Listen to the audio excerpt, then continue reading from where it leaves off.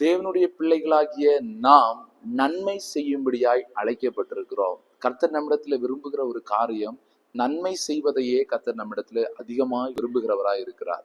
நாம் நன்மை செய்கிறது கர்த்தருக்கு மிகவும் பிரியமா இருக்கிறது. பலருக்கு நன்மை செய்ய வேண்டும். நம்முடைய அயலகத்தாருக்கு, நாம் பார்க்கிற எல்லாருக்கும் நன்மை செய்யும்படியாய் கர்த்தர் நம்மை அழைத்திருக்கிறார். சில நல்ல காரியங்களை செய்யும்படியாய் கர்த்தர் உங்களையும் என்னையும் அபிஷேகித்திருக்கிறார், நடத்துகிறார், இன்னும் நடத்துவார்.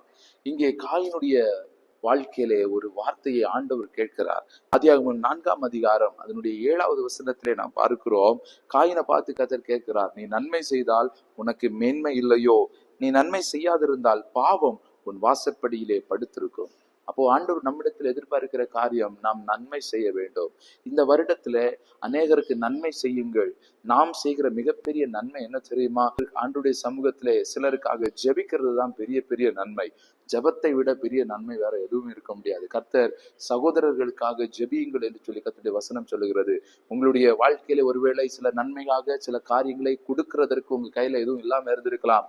ஆனால் உங்களுடைய சகோதரர்களுக்காக நீங்கள் ஜெபியுங்கள். அவர்களுடைய நல்ல வாழ்க்கைக்காக, அவர்களுடைய வளர்ச்சிக்காக நீங்கள் ஜெபியுங்கள். கர்த்தர் நிச்சயமாய் உங்களை ஆசீர்வதிப்பார். நாம் செய்யக்கூடிய மிகப்பெரிய நன்மையே நாம் செய்கிற ஜெபம் தான். ஜெப வீட்டிலே மகிழ பண்ணுவேன் என்று சொன்னவர், மற்றவர்களுக்காக, உங்களுடைய அயலகத்தாருக்காக நீங்கள் ஜெபியுங்கள்.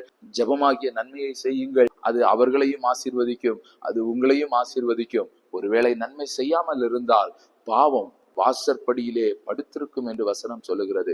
நாம் பாவத்திற்கு தப்பிக்க அநேகருக்கு ஜெபமாகிய நன்மையை செய்வோம்.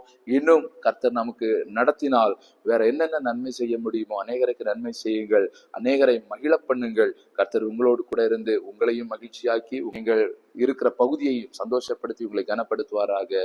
கர்த்தர் உங்களை ஆசீர்வதிக்கட்டும். ஆமென்.